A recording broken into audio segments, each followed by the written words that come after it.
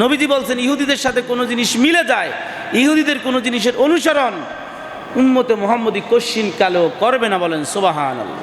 আল্লাহর হাবিব বলছেন আরব থেকে ইহুদি জাতি অনতিবিলম্বে বের হয়ে যাবে। বলেন সুবহানাল্লাহ। ইহুদি জাতিদেরকে আল্লাহর হাবিব কিয়ামত পর্যন্ত অভিশাপ দিয়ে গেছে। কিয়ামতের ময়দানে যখন হবে কঠিন শাস্তি তাদের হবে। ইহুদিরা দুনিয়ায় কিয়ামতের আগে তারা পলায়ন করবে।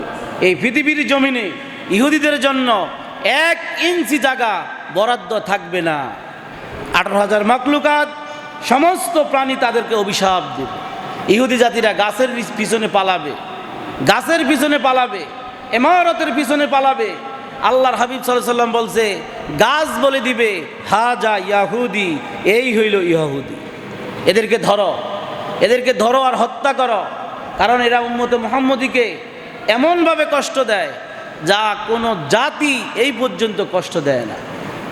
ইহুদি হলো চির অভিশপ্ত। ইহুদি কি? চির অভিশপ্ত।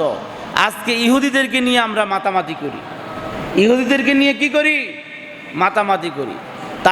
তাদের ছবি আমাদের বুকে জড়িয়ে নিই, তাদের ছবি কি করি? বুকে জড়িয়ে নিই। তাদের পতাকা, স্বাধীন সার্বভৌমত্ব দেশে তাদের পতাকা টাকাই। তাদের খেলা দেখার জন্য রাত্রে 4টা বাজে উঠে প্রস্তুতি গ্রহণ করি। তাদের খেলা দেখে আমরা কত আনন্দ পাই।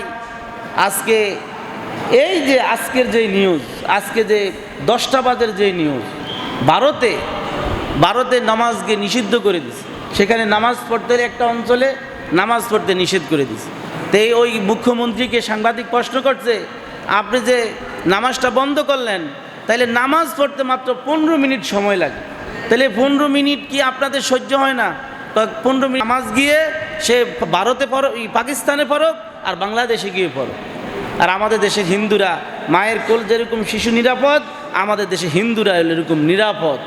এটা হলো মুসলমানের একটা আদর্শ। 800 বছর এই ভারত মুসলমানরা শাসন করেছে, একটা হিন্দুর গায়ে কোনোদিন আঘাত করে।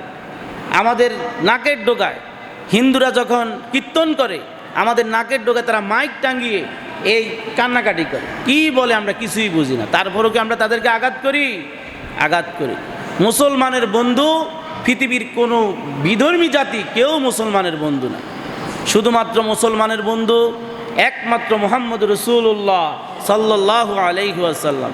নবীজি সাল্লাল্লাহু আলাইহি সাল্লামের যদি আদর্শকে গ্রহণ করি, নবীজি সাল্লাল্লাহু আলাইহি সাল্লামের যদি আদর্শকে লালন করি, তাহলে কবরে যখন প্রশ্ন করবে হাজা রজুলুন, এই ব্যক্তিকে কি চিনুনি, তখন নবীজি মুহাম্মদ রাসূলুল্লাহ সাল্লাল্লাহু আলাইহি ওয়াসাল্লাম বলবেন যে হাজা ওয়ালাদি, এ হলো আমার সন্তান, এ আমার কি সন্তান। তোমরা এই যে আমার সন্তান, একে তোমরা অত বিরক্ত করো না, এর কবরের মাটির নিচে জান্নাতের বিছানা বিছিয়ে দাও। বলেন সুবহান। যে কথাটা বুঝাতে চাইছি, খলিফু ফিহে ইয়াহুদা, হুজুর সাল্লাল্লাহু আলাইহি সাল্লাম বলছেন সর্বক্ষেত্রে ইহুদিদের খেলাফ করো। সর্বক্ষেত্রে কার খেলাফ করো? ইহুদিদের খেলাফ করো। ইহুদি যেটা করবে তোমরা সেটা করবে না। ইহুদি গান বাদ্য, ঢোল তবলা, ইহুদিদের এই নর্তকীদের সেই অনুসরণ তোমরা করবে না। তারা গান বাদ্য পছন্দ করে, মুসলমান গান বাদ্য পছন্দ করবে না। তারা খেলাধুলা পছন্দ করে, মুসলমান খেলাধুলা পছন্দ করবে না। তারা তাদের সংস্কৃতি, তারা যেই পোশাক পরে, মুসলমান সেই পোশাক পরবে না। মুসলমানদের নারীদের পোশাক আছে, মুসলমানদের পোশাক আছে। হুজুর সাল্লাল্লাহু আলাইহি সাল্লাম সব কিছু কিতাবুল লিবাসের মধ্যে সব কিছু বলে দিয়েছে। হিসাব করে চলবেন। আল্লাহ পাক আমাদেরকে তৌফিক দান করুক। বলেন আমিন। আল্লাহ পাক আমাদেরকে সিরাতাল মুস্তাকিমে চলার তৌফিক দান করুক। বলেন আমিন। আল্লাহ পাক আমাদেরকে গান বাদ্য, এই খেলাধুলা থেকে দূরে সরিয়ে উম্মতে মুহাম্মদীকে 5 ওয়াক্ত নামাজ জামাতের সহিত আদায় করার তৌফিক দান করুক। বলেন আমিন।